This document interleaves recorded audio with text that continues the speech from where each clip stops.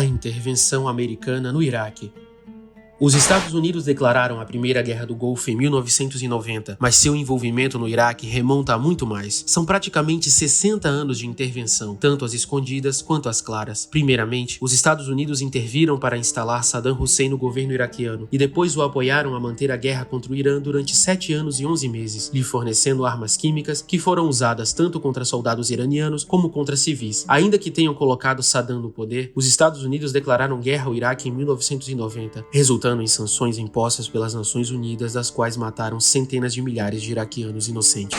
Após o incidente, em 2003 os Estados Unidos declararam outra guerra contra Saddam, com a falsa desculpa de que o mesmo estava acumulando armas de destruição em massa, que ele não possuía, resultando em destruição e violência sectária que afundaria o país em caos, guerra civil e no nascimento do infame Estado Islâmico. Até hoje, 64 anos após a primeira intervenção norte-americana, soldados americanos ainda possuem bases no Iraque. Em 1958, o Iraque era regido pelo rei Faisal II, apoiado pela monarquia britânica. O país, rico em petróleo, tinha seu precioso recurso natural vastamente explorado pela coroa britânica, gerando mais de 30 toneladas do mesmo por ano, apesar de seus lucros pobremente serem direcionados ao país produtor. O monarca encontrou o fim de seu reinado em 14 de julho de 1958, quando o general Abdul Karim Qasim, na premissa de libertar o país da influência e exploração ocidental, formou um golpe de Estado que resultou na execução do rei Faisal e grande parte de sua família, e trouxe o controle de Bagdá para um conselho revolucionário que contava com uma liderança sunita, xiita e curda, e um gabinete que englobava o Partido Ba'ath e até mesmo marxistas. Durante sua direção de primeiro-ministro e ministro da Defesa, Qasim direcionou esforços governamentais para os direitos das mulheres, educação e distribuição justa de renda para a população rural precária, não passando despercebido pelos poderes ocidentais, uma vez que seu governo era uma ameaça crítica para a indústria petrolífera britânica situada no Iraque, já que explicitamente desejava nacionalizar toda a produção de petróleo do país. Além disso, em 1959, Qasim rompeu com o Pacto de Bagdá e firmou relações diplomáticas com a União Soviética.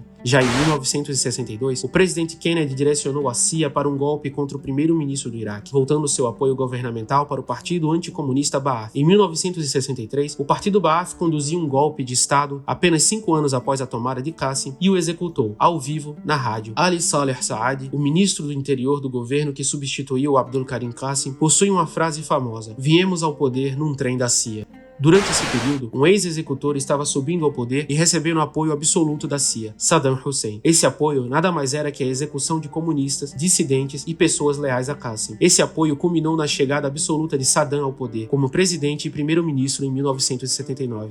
Neste mesmo ano, no Irã, após a derrubada do Shah pró-ocidental na Revolução Iraniana e a transformação do país em uma teocracia anti-ocidental, nasce a oposição contra o governo de Saddam, advinda de um receio de que o seu governo inspiraria uma rebelião xiita no Iraque. Deu-se início ao trágico evento conhecido como Guerra Irã-Iraque. A neutralidade do governo americano no início do conflito deu-se com a decisão de armar ambos os lados, numa premissa de assegurar que nenhum lado controlasse a região. No fim, a vitória de Saddam seria mais viável para seus objetivos, e por isso, o Iraque foi aparatado com tecnologia armamentista e apoio de inteligência necessários para a vitória. Apesar do conhecimento dos crimes de guerra cometidos pelo Iraque com armas químicas fornecidas pelos Estados Unidos, Ronald Reagan enviou Donald Rumsfeld para assegurar a diplomacia e o apoio a Saddam Hussein. A guerra finda em 1988, com o Iraque prevalecendo sobre o conflito. Apesar do apoio ao Iraque, os Estados Unidos sempre tiveram um posicionamento maquiavélico em prol de sua própria influência no Oriente Médio. Dito isso, os Estados Unidos possuíam conhecimento dos planos de Saddam Hussein para invadir o Kuwait, que foi arrasado pelo bombardeio iraquiano em 1990, mas não houve tentativa alguma de impedi-lo. A verdade é que o esmagamento de um país indefeso foi uma manobra consciente e elaborada para assegurar o controle estadunidense. Seu apoio desonesto era vindouro da opinião de que Hussein no poder era mais preferível que o de forças externas. We have heard that 500,000 children have died. I mean, that's more children than died in Hiroshima. And you know, is the price worth it? I think this is a very hard choice, but we think the price is worth it. O preço a se pagar, de acordo com o poder norte-americano, era justo e necessário. Após o ataque do ditador iraquiano ao Kuwait, os EUA declararam guerra a Saddam Hussein e seu governo. Em 1992, com a eleição de Bill Clinton, inicia-se uma série de bombardeios contra o Iraque, que durou até 1998, sendo cessada com a formação do Ato de Libertação do Iraque, que afirmava a necessidade de mudança no regime do país. Em 2001, após o atentado de 11 de setembro, a pressão para a intervenção estadunidense se tornou sufocante.